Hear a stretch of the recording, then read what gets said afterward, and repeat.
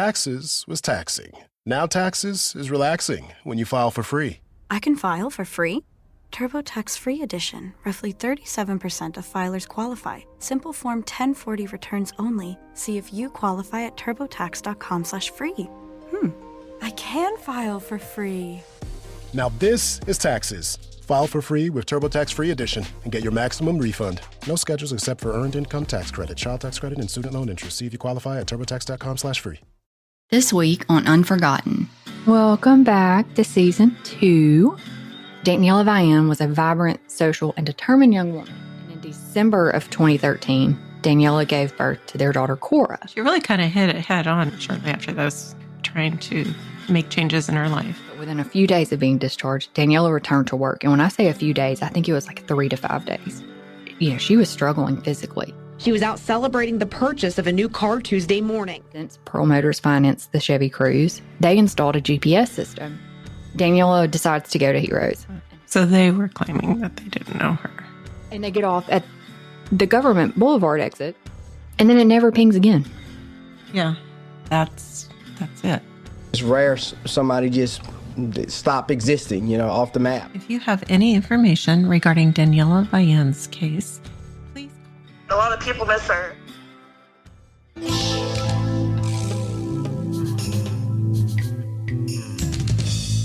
Hey everyone, this is Sellers. And this is Stormy. And this is Unforgotten, where each episode will highlight unsolved missing, murdered, and suspicious death cases in Alabama in order to raise awareness and hopefully obtain some answers for victims and their families.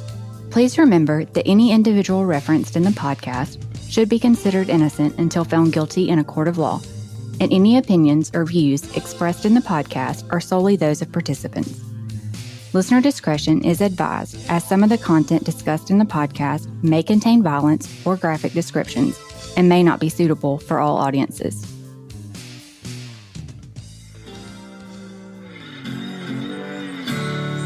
And now for Season 2's Episode 1, Part 1, Danniella Vian.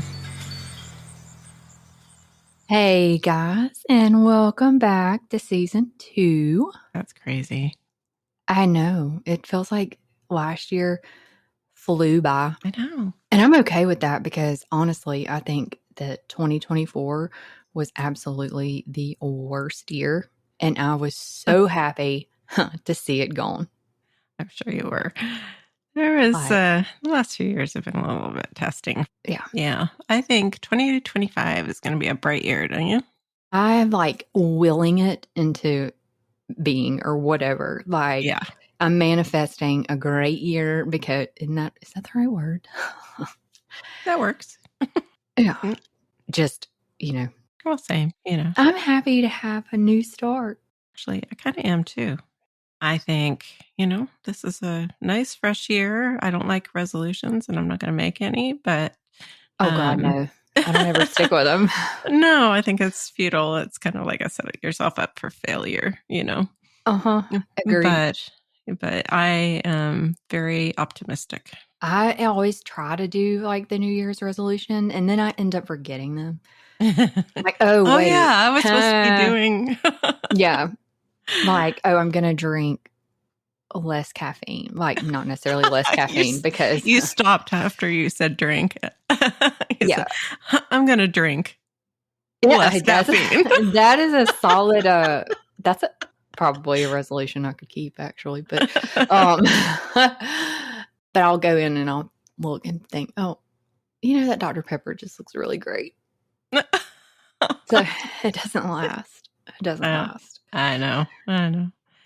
Mine usually ends up having something to do with exercise. And though this year I am very proud of myself for over the last few months doing a lot of weight loss. I am starting we just got our treadmill set up and that's great. Yeah. I'm like, okay, this is it, right? Yeah. No resolution. I'm just going to do it like it's just rote, Yeah. I joined a local gym back in I don't know, October or November, I guess. Yeah. And so I've been doing decent. I go at 5:40 in the morning and I'm not a morning person. So it's been nice, like kind of having that routine. And there's been a couple of times where I've gotten out where I won't be able to go for a couple of days, and that makes it hard to like get started back. And it's been really cold, so that makes it even cold more. down for Alabama in that area. My gosh. Oh my gosh, yes. Obviously, I have a little bit of a cold now because when the weather decided to go from like, normal Alabama weather to Alaska weather, it really just jacked my head up. And so I'm all congested and having to blow my nose like 11 times. And it's frustrating. Yeah.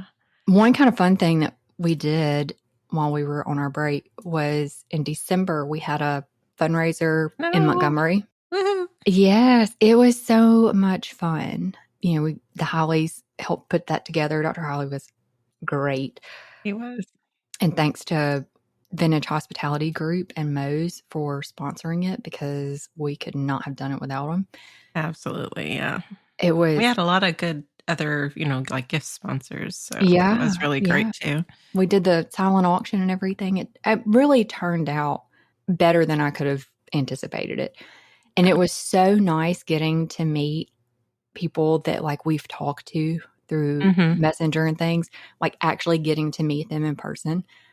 We got to meet our like heavenly Bonnie. I know, that was so She does awesome. all the archive research. Oh my gosh. Hi, Bonnie. We were so glad you were there. I was so excited about it. So it was really, it was great actually. Like it just kind of you see the people that are sharing posts and they're interacting on the page, and then some of them you talk to fairly regularly, but it's still not the same as when you actually get to meet them. And it's like, oh, look, there's actually really a person back there behind these messages. And I don't know, it's just really nice. It was. And, a couple of connections were made that might help us this year. So, all good stuff. All good stuff. I think there are a lot of good things on the horizon for ACCA. I agree. Yeah. And I'm super excited about it. Also, don't forget that today, the day that we're starting to record this, which will be a couple weeks ago by the time, at least a couple of weeks ago by the time you guys hear this. Yes, but January 13th, when we start recording this, is actually our 2-year birthday for Unforgotten. Happy birthday to us. Happy birthday. That's exciting. Yeah, God. It's very exciting. It took 2 years to get through that. I think we're going to be a little more careful this season, I think. I mean, this has been a like learn as you go process. Like from getting sound effects and interviews and all that stuff, like it is.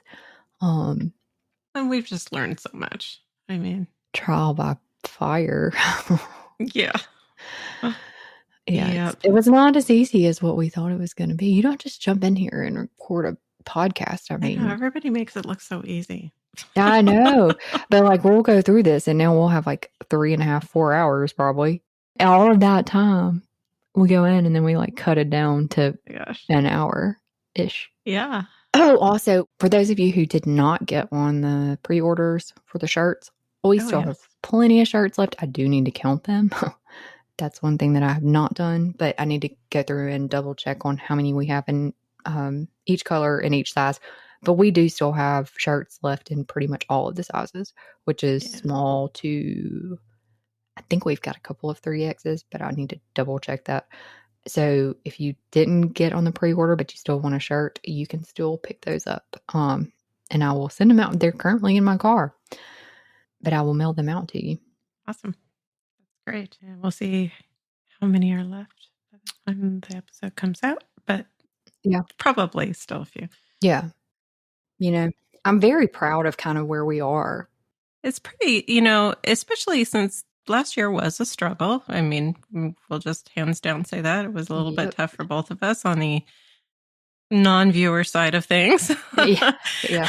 But, considering everything that, was going on, I think I'm also very proud of where we are. This is, again, I'm really optimistic for 2025. So. Oh, yeah. I think good things are on the horizon. Yep. Americans love using their credit cards, the most secure and hassle-free way to pay. But D.C. politicians want to change that with the Durbin-Marshall credit card bill. This bill lets corporate megastores pick how your credit card is processed, allowing them to use untested payment networks that jeopardize your data security and rewards. Corporate megastores will make more money, and you pay the price. Tell Congress to guard your card, because Americans lose when politicians choose. Learn more at guardyourcard.com. All right. Well, I guess we can get into it. Yeah. For our first episode, we were kind of going back and forth with how we wanted to handle this season. And we decided, you know what? Let's go back to the case that kind of started it all. Because if that's a question that I get regularly, like when I'm talking to people I know or whatever, like, we've been waiting for you to cover the Danniella Vian case. And I'm like, I know, but it's just one of those things where you want to make sure that when you do it right. I know. Yeah, it's tough because you feel like, especially with like Danniella's case, because we did have a lot of information, so to say, on the whole case. And I mean, like you said, it was from the very beginning, of our existence here. Yeah. So, but you still kind of, maybe because it's the first one, you feel like, I don't know if I have enough to make it just right. Yeah. And her case is so important to me anyway, because it is kind of the thing that started it all. It was the catalyst behind creating Alabama Cold Case Advocacy, because it was researching her case, or through researching her case, that we started finding all of these other cases. And if that was probably the one, I'm not even gonna say probably, it was the one that stuck with me, because when she went missing in 2018, the last time she was seen was actually on my birthday. Yeah. And that has just stood out to me, because she had a young daughter who was 4 years old at the time. And all I could think was, where is her mom? Like, the months went on and there was little to no updates that were being given. And every time I do something with the kids, I would think, gosh, she's going to miss out on this. Then 9 months later, they find her 17 miles away from where she was last seen, submerged in her car. It was just kind of devastating. I had never met her, but we were from the same area. And I think that was what really, you hear about cases like this that happen all the time. And obviously this has been going on for a long time, as we found through the research. But that one just hit so close to home, because I was a single mom at 25 years old. And I remember kind of adjusting to that life. And I don't know, it just really, it stuck with me. Right. And then to know that here we are, 6-7 years later. Yeah. I should probably do a calculator on that. How many years has it been? 7 years. 7 years. Or it'll be 7 years this year, I guess. That it's still just kind of undetermined. Kind of there. Yeah. I mean, officially it is. A lot of questions still. Yeah. So it seemed like that was a good place to kind of start this season with, because that's, she's what started all of this anyway. And so it's a good place to start. Also, just a quick side note, we will be sharing some articles and some news broadcasts surrounding Danniella's case. We will have the links in our case description. For those who aren't familiar, Danniella Vian was a vibrant, social, and determined young woman whose bright future was tragically interrupted on a summer night in 2018. At only 25 years old, Danniella was a single mother with unwavering devotion to creating a better life for her young daughter. And those closest to her remember her as a magnetic presence, someone who would light up any room and make friends wherever she went. Things about her that would make anybody's day is really her smile and laugh. And a lot of people miss her. I always think about their comments being, she was quirky. Yeah. Free-spirited. She would color her hair, all these different colors all the time. And she was definitely her own person. I mean, there is no one quite like her. No. So On July 17th of 2018, Danniella had finally saved up enough money to buy like a new to her car. And that was a milestone that she had. And we'll get into kind of all of that in just a little while. But that evening, she decided she was going to go out, celebrate, not having to really rely on people to get her back and forth because she had not had a car in several years. Mm-hmm. She made a couple of stops. Like she joined some friends at Heroes in Mobile, and, they kind of just hopped from place to place for a little bit. Yeah. And then she leaves this restaurant, pub, bar, Dublin, at 10:45-ish. And the last time she's seen is at a closed gas station on Government, where surveillance just happened to catch her car and another car, presumably her car. You can't see a lot from the surveillance video, pulling into this gas station, and then she just vanishes. Yeah. That's it. It's just crazy. That's the last time that she was, and her car. It's not just her, it's her and her car are just... It's just gone. Poof. Yeah. Yeah. And, in the days that followed that, her family was, holding vigils, and they were on the news, and they were asking anybody to come forward and, share any information they have if they'd seen her. And it's just kind of radio silence. Right. And so then it transforms from this missing person to there's something really going on that's not right. Yeah. When she didn't show up, her daughter had come back in from out of town, and she was supposed to be there for that. And when she didn't show up for that, and then she wasn't at the court hearing a few days later, it's just unsettling, because how people don't just disappear. Yeah. Well, we've talked about that quite a bit in past. And yeah. I was going back listening to the press conferences that Mobile Police Department had given at the time that this was going on. And actually, Chief Batiste was chief at the time. On one of the press conferences, he makes a comment like, it's rare that someone just disappears. It's rare somebody just stop existing, off the map. And so we want to make sure that we're allocating all the resources that we possibly have to try to finding her. And I thought, they don't typically just disappear. I mean, it's not like you just evaporate. Yeah. I mean, maybe they move, but that was just weird wording for me. But, they find her 9 months later, submerged in a creek 17 miles from where she was last seen. Yeah. And the general opinion was that it was consistent with an accident. And so we kind of wanted to just go back through everything that happened, because, again, it's just unsettling. Yeah. And, I think you'll see, as we go along, that there's probably good argument both ways.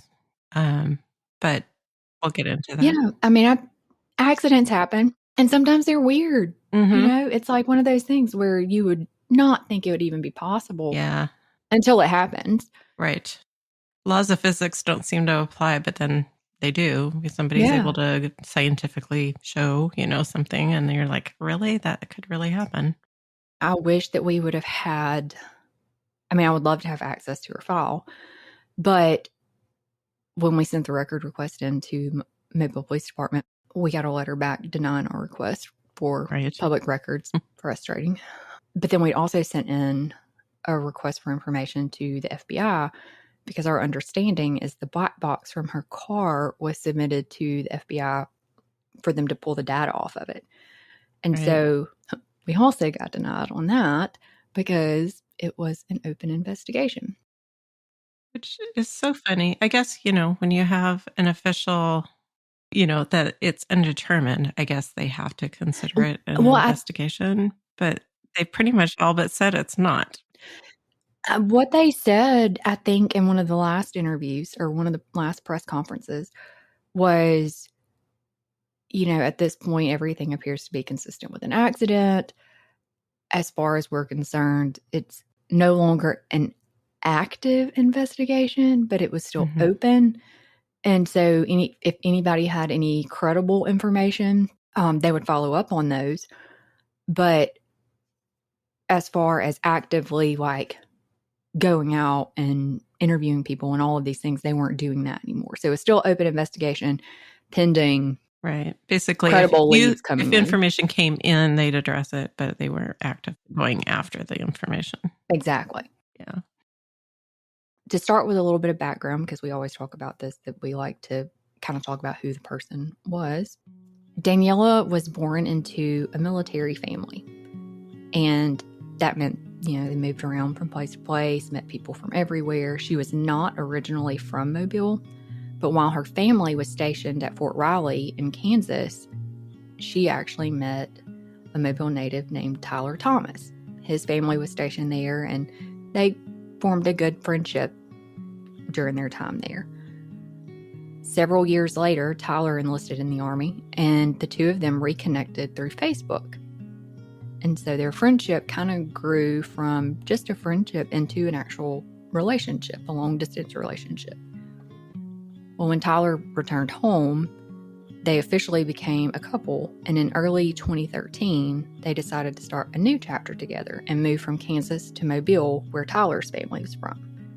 Danniella's family isn't actually from here, and she didn't have any family here that I'm aware of.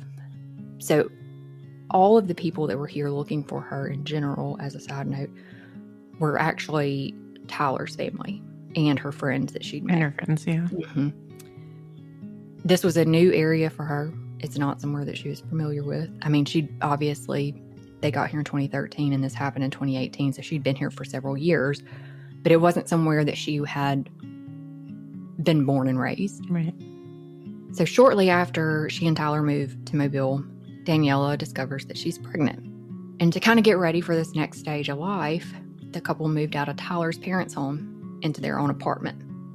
And in December of 2013, Danniella gave birth to their daughter, Cora. And she is one of the cutest little girls I've ever seen. I'd forgotten that she talked on one of the one of the vigils. And one of the live, like several of the news stations would cover the vigils live. And so there was a video of her standing there talking at one of the candlelight things. Yeah, I saw that one too. What a sweetie. Unfortunately, at the time, Danniella and Tyler were going through some personal things in their life. Tyler was struggling with PTSD and began using heroin as a means to self-medicate. And Danniella had started using Vyvanse without a prescription. These struggles strained their relationship, which deteriorated into frequent arguments that sometimes escalated to physical altercations. Since they both kind of recognized the instability in their lives, they made the joint decision to prioritize Cora's well-being and agreed that Tyler's mother, Julie, would temporarily take on the role as Cora's primary caregiver until they could provide a more stable, healthy environment. And that kind of gives you an idea. I mean, even for Tyler, as much trouble as he was having, through the years, but it's, especially for Danniella, I mean, that's hard for a mom to make that kind of a decision, but it is. I and think that's a different commendable. level. Yeah. And it's a different level of kind of self-awareness, I guess, to recognize that maybe the life that you can currently provide is not the life that you want to be able to provide, and that it would be more beneficial to let somebody else step in and be the path to that life. It's one of the strongest traits a person can have is recognizing when they need to ask for help, because sometimes, not knowing that is way worse. Yeah, absolutely. 100%. Because it takes, they always say, like, you can't help somebody that doesn't want to be helped. And so learning it's okay to ask for help or say, hey, I don't have this and I could really use some support right now, instead of just continuing on the path that you're on, knowing that it's not going well. I mean, I thought that was very commendable, like you said, of them to recognize that. Yeah, I'll add, that I know this is a little different than adoption. We'll probably talk about this shortly, but, a lot of people think that this isn't necessarily giving her baby up for her kid up for adoption. but it's similar. And a lot of people think that's like, how could a mom ever do that? Poor decision making. But I beg to differ. I know, as being adopted myself, that I believe that my mom, my biological mom, did that for a reason that was good, that she knew for whatever reason, that she wasn't able to raise me and that I needed to have a good home. So I have never thought that that is a bad decision. I think it's one of the most selfless decisions somebody can make, honestly. Like, you're providing your child the chance to have a life that you would not otherwise be able to give them. And putting that child ahead of yourself is just one of the best decisions. I mean, because there are a lot of people who don't do that. Think about poor little Harmony Montgomery. It doesn't go well. No, not it always, but there's a lot of times that you read things and you think, man, that kid was definitely a product of their circumstances or environment. And, it kind of just starts them off on the wrong foot. It doesn't give them the opportunity to really thrive. So although Julie kind of stepped in as that guardian of Cora, it was never the idea that she would be the permanent caretaker for Cora. It was more of a temporary thing. Let us get our lives together and get her back.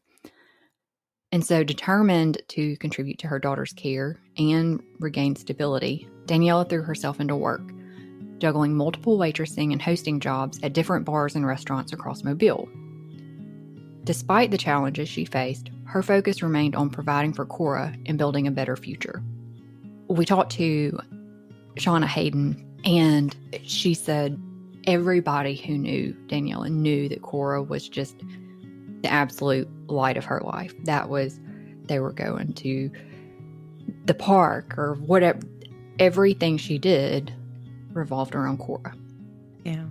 In the fall of 2017, Danniella learned that she was pregnant with her second child. And this goes back to kind of what we were talking about a few minutes ago, that after a lot of consideration, she made the difficult but selfless decision to place the baby for adoption. At the time, Tyler was dealing with his heroin addiction, including incarceration, followed by a stint in rehab. And given the timing of the pregnancy, they knew that Tyler was not the father of Danniella's second baby. Despite their tumultuous, on-again, off-again relationship over the years, Danniella and Tyler had always maintained a close bond, and Tyler promised to support her throughout the pregnancy. Which, again, I mean, even though they've made a lot of poor decisions, they're making a lot of really great decisions too. Yeah, and So, it says a lot about their relationship in general, as far as like their friendship obviously was very strong. Because even when they're on again, off again, they are still best friends, essentially. Right.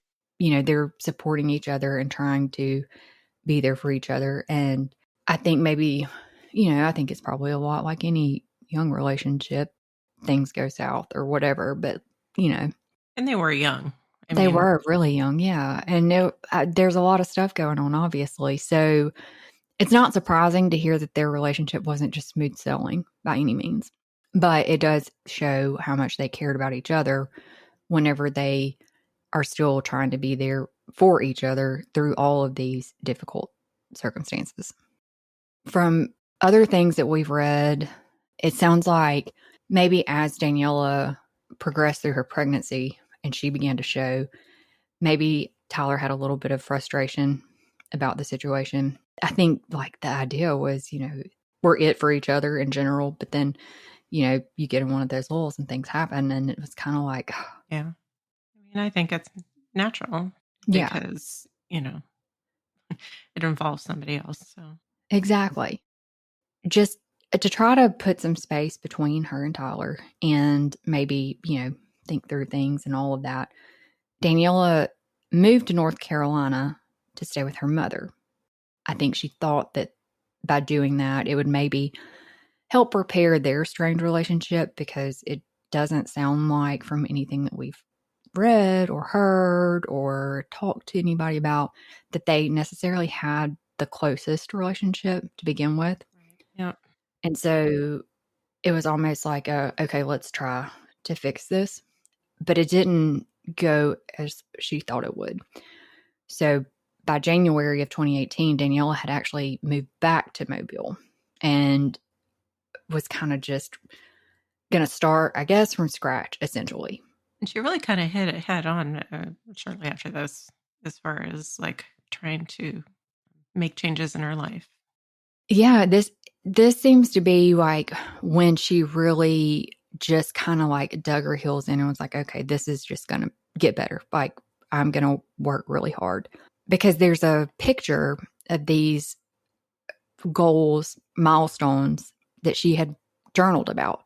And it's things like, get a car, have Cora sleep over 80% of the time, take her to school every day, pay off an overdrafted bank account, pay off a library fee, things like that.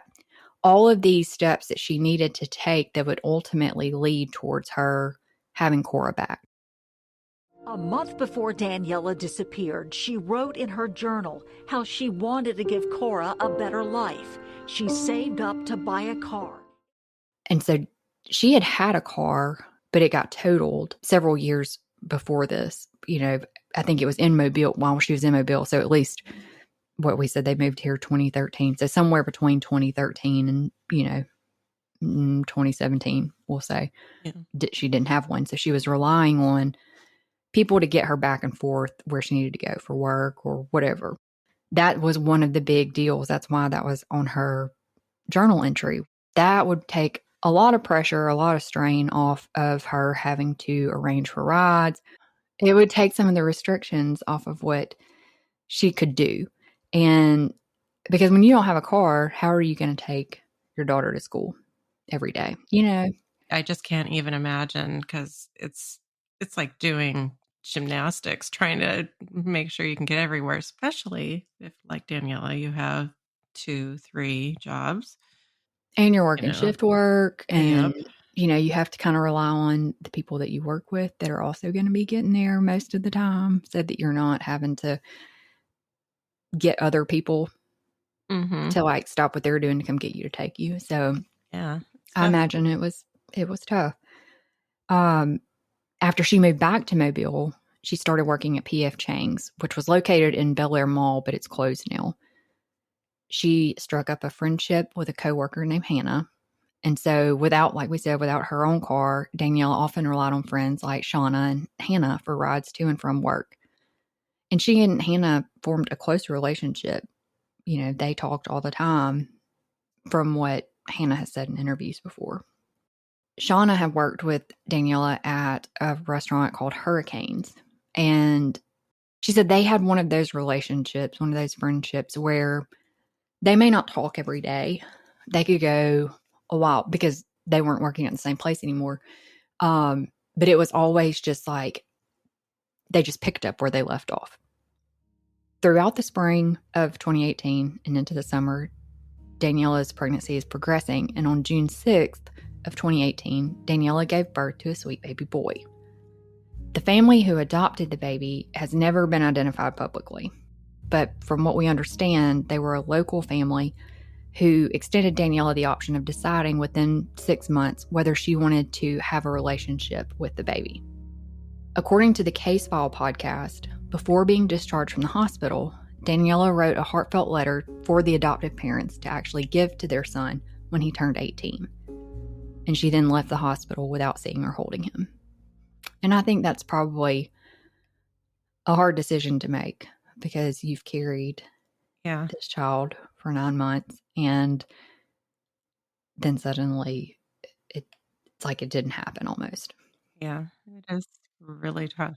I can see where it probably would make it a little bit harder to part from that once you actually lay eyes on them. The same day that Danniella gave birth to her baby, Tyler was found in his car suffering from an apparent heroin overdose. Thankfully, medical personnel administered Narcan in time to save him, allowing him to actually travel to the hospital and visit Danniella. From what I understand, he went to the hospital, he saw Danniella, and then he actually turned himself into law enforcement for violating his parole conditions. So I think it was kind of probably what triggered that was it was kind of a big day. Yeah. You know, And an again, emotionally big day. Yeah, again, poor decisions, but yet kind of taking responsibility. Right. Within a few days of being discharged, like this just blows my mind, but within a few days of being discharged, Danniella returned to work. And when I say a few days, I think it was like 3 to 5 days. Yeah, it was really close. Yes. And, you know, she was determined she was going to meet these goals and milestones. But her friends and family say, you know, she was struggling physically. And it was probably because she did go back to work so soon after giving birth. And so she was experiencing heavy bleeding and other complications from giving birth for at least a month after this, because it's still going on in July. She was prescribed Norco for the pain, and the medication, you know, side effects for that is, you know, drowsiness. It can make you sleepy. Yeah. And probably between dealing with the pain and the complications and things, Danniella was finding it a little bit harder to get through her shifts, actually, because Shauna says, you know, she would work double shifts. If she worked when she opened, she was probably going to close. Like, she would work all day. Yeah. And she could take advantage of that while Julie still had Cora. Right. And so you get more money that way, especially whenever you're in the service industry like that. You're not making minimum wage, one, hourly, but you're also having to rely on tips. So it's not something that is steady income. You don't have a set amount that you're getting, and trying to build up these savings and all of these things. She was taking on as much work as she could. I'm sure her body didn't have time really to heal. Yeah. I just can't even, just knowing the way, what I went through, and I didn't have difficult pregnancies, you know. So. But it was still like you were down for a little while, you know? Mm-hmm. Yep. Everyone agreed, and when I say everyone, I mean Tyler, Danniella, Julie, and Julie's husband, that since Julie and her husband have been Cora's primary caregivers for some time, that it would probably be in her best interest for Julie and her husband to actually become the legal guardians temporarily. The understanding was that once Danniella and Tyler were in a more stable position, the same understanding it had been the whole time, Cora would return to their custody. And so in June, they met with a lawyer to formalize the agreement, and a court hearing was scheduled for July to actually have the guardianship official. So we get to July, and all of this hard work has paid off for Danniella. She saved up enough money to purchase a car, and she finds a dark blue, almost purple 2014 Chevy Cruze from Pearl Motors that she decides she wants to get. And Shauna says she thinks probably the reason that she kind of gravitated towards this car was because the car she originally had was a Chevy Cruze. So it was something she was already comfortable with. Oh, I didn't know that. Yeah. Shauna said the first one was lipstick red because that was Daniella's favorite color. She said, you know, she was comfortable with that. She knew how it worked. She was familiar with it. And I think that's probably why she was kind of drawn to that. Pearl Motors was one of the buy here, pay here places. Those are good places to go. So for somebody who's struggling financially to go to a regular. Right. And if you don't have, little to no credit, they're good places to go. Because they do the on-site financing. And to qualify for that financing, Danniella had to provide several documents, including a letter of recommendation from the landlord saying she pays her rent on time. July 16th of 2018, she borrowed Julie's car to go gather all the paperwork she needed for the financing. That evening, she returned to Julie's house with plans to stay overnight so that Julie could drive her to the dealership the following day. Julie said that Danniella was tired. Her kind of busy day had kind of worn her down that day. So she had taken a pain pill and laid down on the couch while they talked about kind of everything they needed to get done the next day. The following morning, which would be July 17th, Danniella put an envelope with cash in her purse. She planned to use a portion of that cash for the down payment on her car, a portion of it to go into Julie's bank account to pay the car insurance because, remember, her checking account's overdrawn. So if she had deposited it into that, it would have just eaten it. So she was going to actually give Julie the money for the car insurance payment so she didn't have to worry about that. Right. And then she decides she's going to go to the mall after she picks up her car because she's going to buy a few things for Cora. So around 11 a.m., Julie takes Danniella to Pearl Motors and waits for her to finish signing the paperwork and pick up the keys and all of that great stuff. Since Pearl Motors financed the Chevy Cruze, they installed a GPS system in the event that Danniella defaulted on payments and they needed to repossess the car. I think it's one of those things that it just stuck up under the steering wheel column, essentially. Yeah. It's not something that's like super noticeable. Yeah, or it's anything not like a that. built-in thing or anything like that. Yeah. Right. They explained to her that the GPS would ping every 4 minutes while in motion and then every 4 hours while the car was not in use. So we have her GPS records, and you can see that when the car is running, it'll send pings for location, and it'll tell you when the car is stopped, which after looking at it, it looks like that's when the car would be turned off. Mm.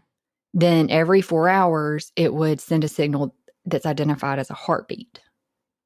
So even if the car wasn't running, it was still pinging to the satellite. And you can see where the GPS actually was activated on the 16th, it looks like. Because it doesn't show the locations as far as it looking like it's driving. It's sending heartbeats, which means the car was still sitting in the dealership parking lot. Gotcha. But it was pinging the GPS system during that time the night before. So we know it was working the night before.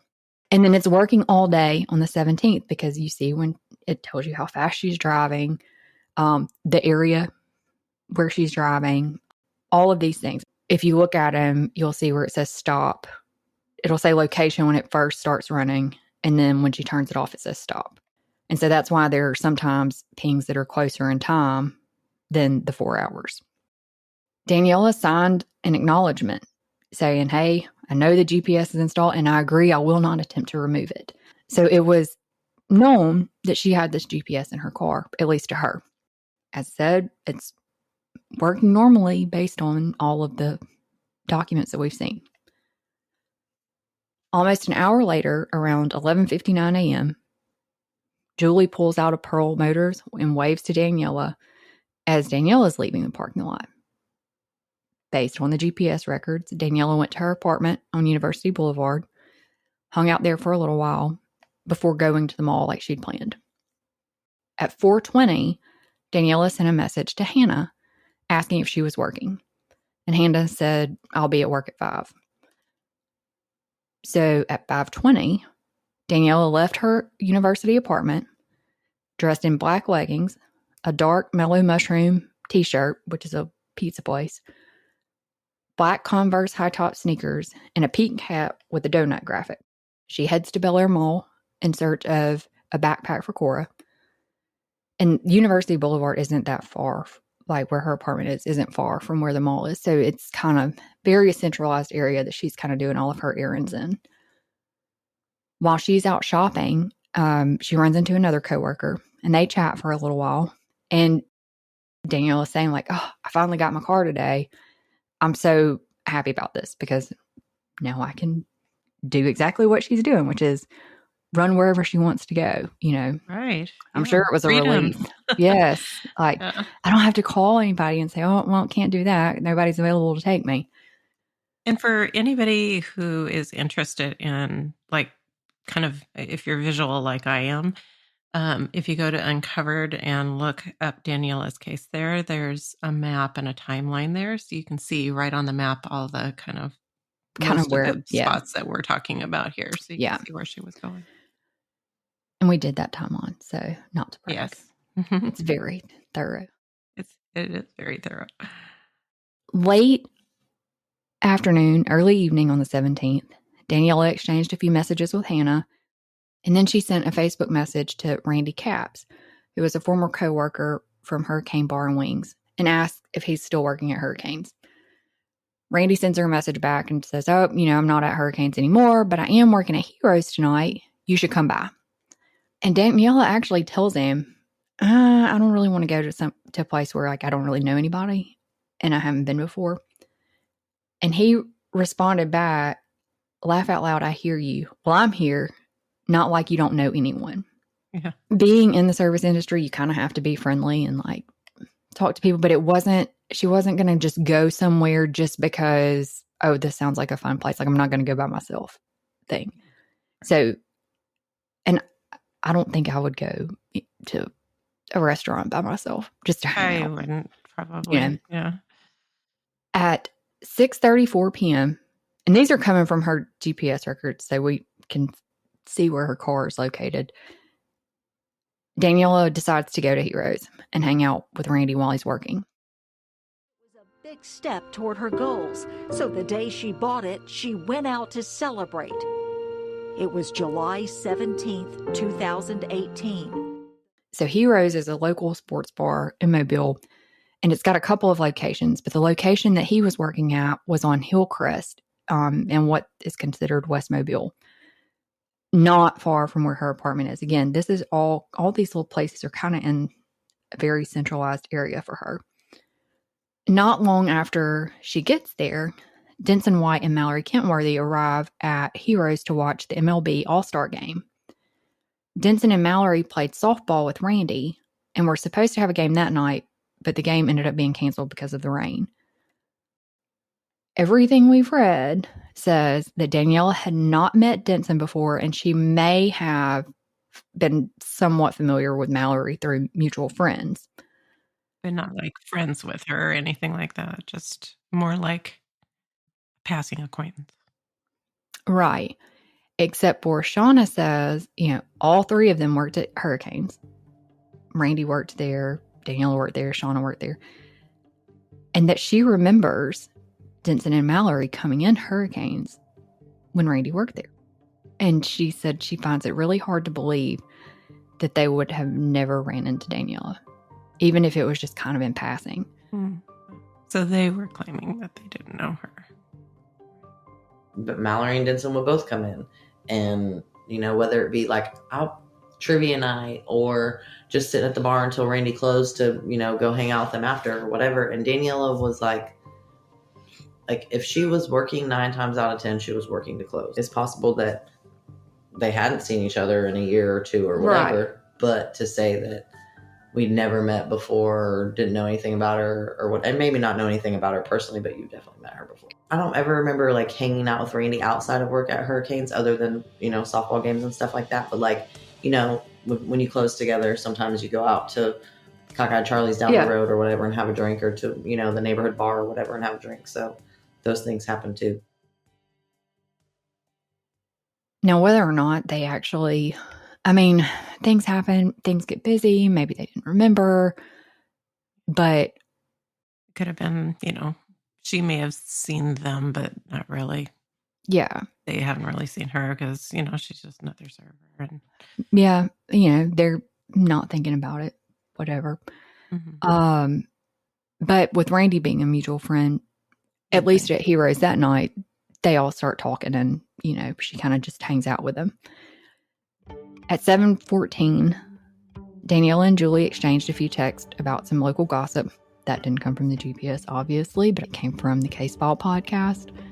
At 7:15, Danniella messages Hannah and says that she didn't see her car at P.F. Chang's when she went to the mall earlier.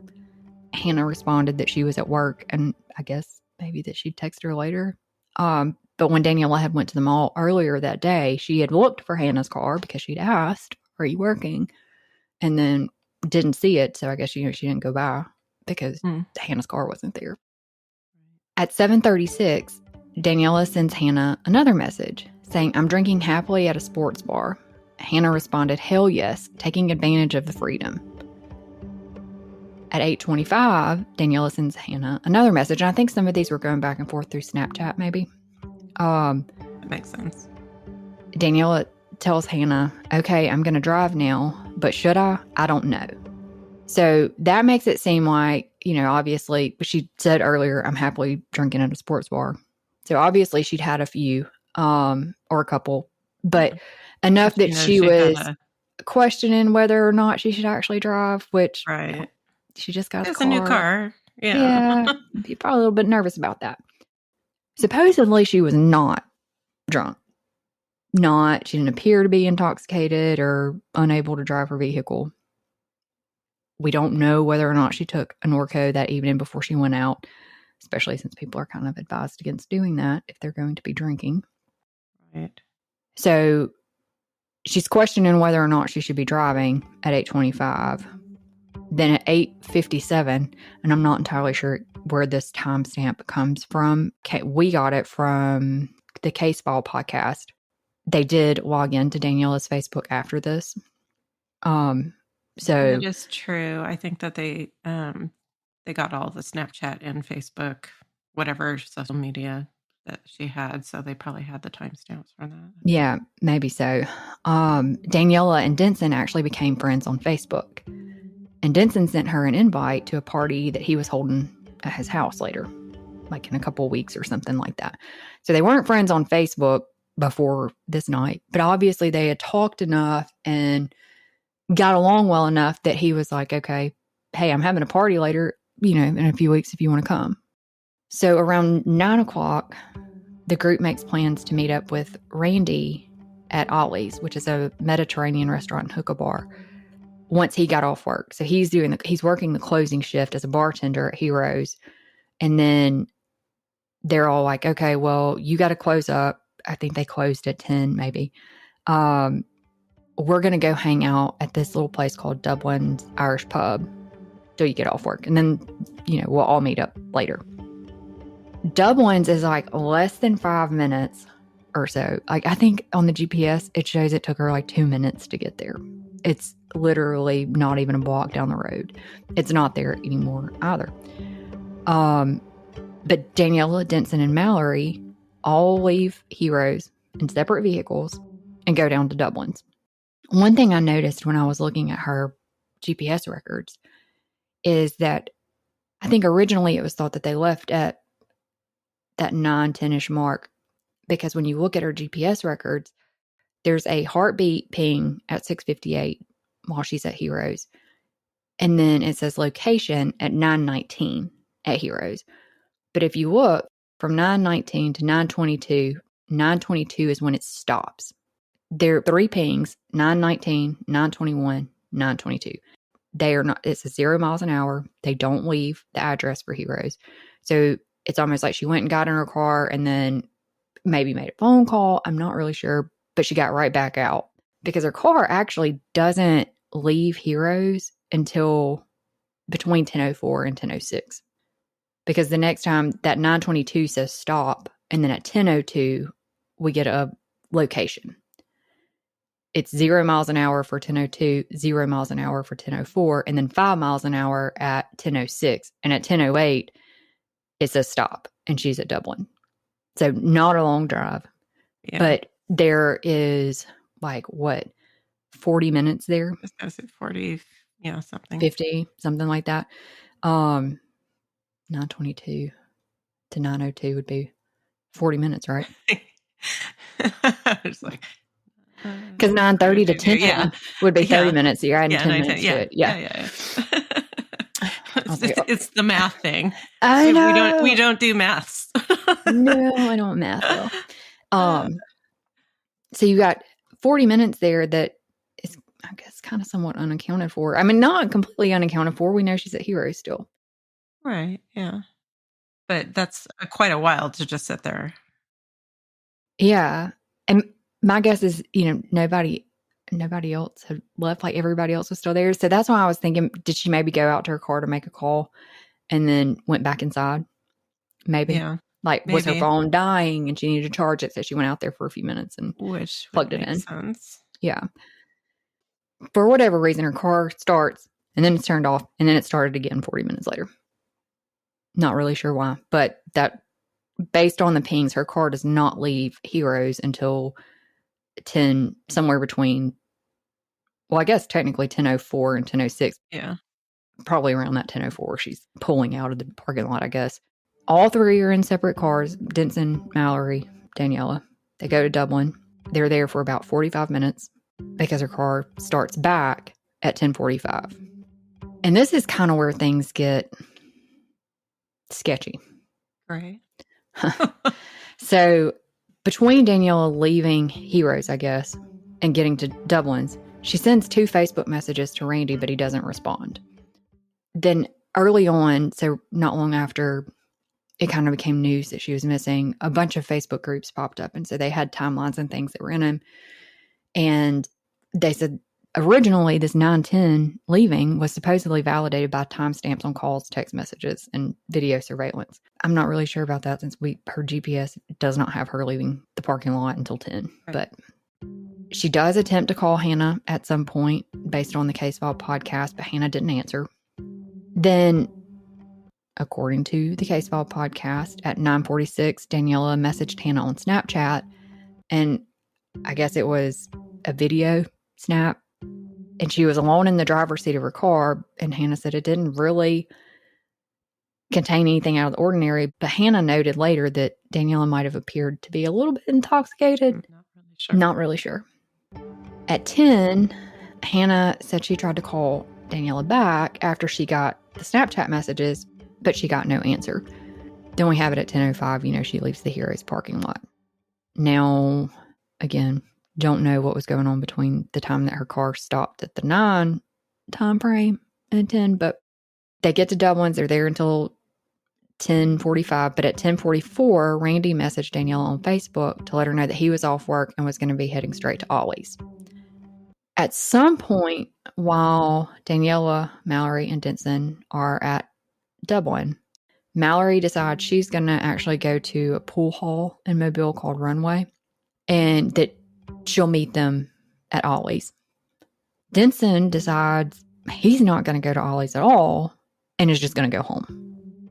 Now, there is some confusion about whether or not Denson actually told Danniella he was not going to Ollie's, because when he leaves the Dublin parking lot, Danniella follows him. And he said, I was going home. I don't know why she was following me. But she follows him for a while because they go to Government Street. And while she's following him, Randy apparently gets to Ollie's. He tries to call Denson. Denson doesn't answer. Then around 11-ish, Danniella's following Denson on the interstate, and she flashes her headlights at him. Now, he says he wasn't aware that she was following him. So I'm not really sure how he knew that it was her behind him, because they pull over on Government at this Shell gas station that's closed. That in and of itself is odd to me, because there is a Waffle House across the street that would have been open. If you went under the interstate, instead of going right, if you went back to the left, there was a very well lit gas station that would have been open. So this was kind of it was a small gas station. It wasn't the easiest. It's like on the service road when you get off there. I'm not entirely sure why they stopped at a closed one, but they did. Yeah. And that has always kind of bugged me, because I'm like, there were definitely other places that were well lit. And if you have somebody behind you that's flashing their lights at you and you're not 100% sure who they are, why are you going to pull over? One, at all. Two, why would you pull over in a closed parking lot? You don't know who this person is that you're voluntarily pulling over for. They could be getting ready to rob you.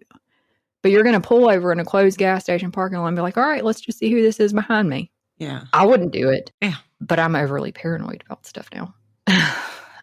Well, to me, that just seems weird, because obviously if you're not aware she's behind you, you wouldn't be expecting her to be behind you. So you wouldn't know who is flashing their lights at you, and then just pull over. Yeah.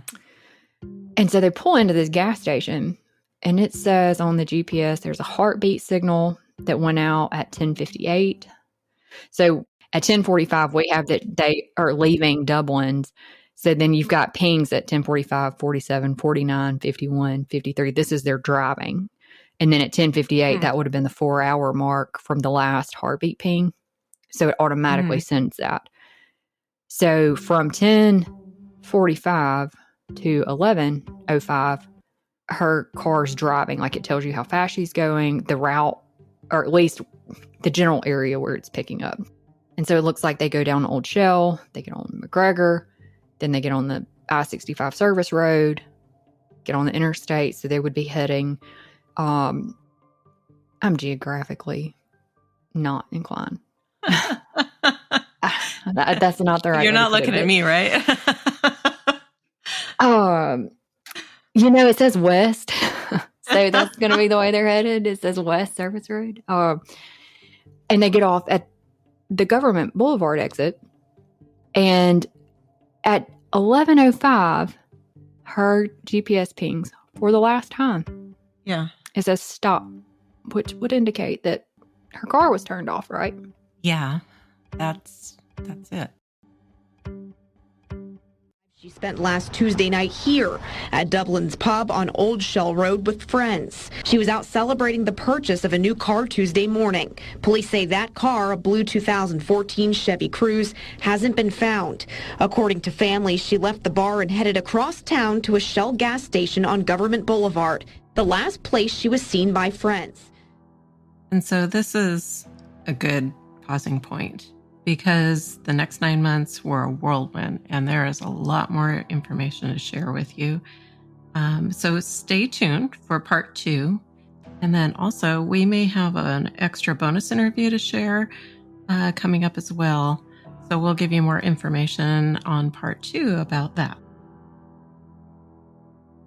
If you have any information regarding Danniella Vian's case, please call the Mobile Police Department at 251-208-1750, or you can submit an anonymous tip either by text or by phone at 841-251-0644.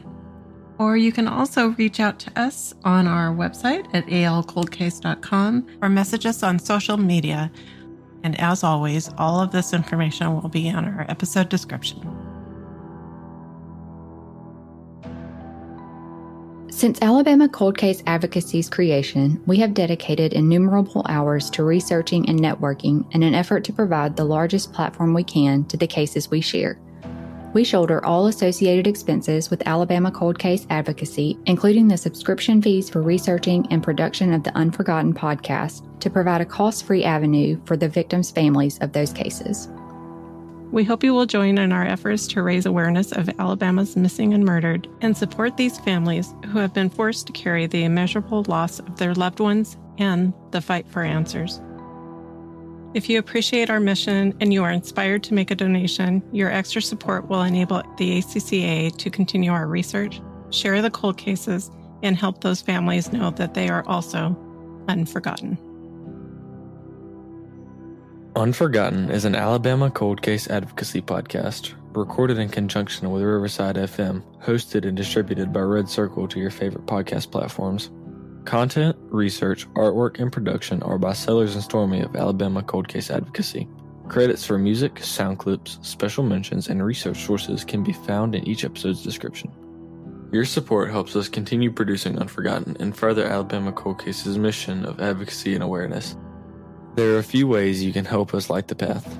Make a one-time or monthly donation to Unforgotten through Red Circle, sign up for a one-time or recurring donation through the ACCA website, or subscribe to the Unforgotten Patreon channel for early access to ad-free episodes. You will find the links for all three in our episode descriptions. Another cost-free way to be of great help is to follow us on social media, but most importantly, whatever you do, tell everyone you know about these cases. Sharing their stories is one of the most effective ways to help find resolution for Alabama's cold cases. Be the spark. Thank you for listening, and until next time, remember, justice may be delayed, but the victims and their families remain unforgotten.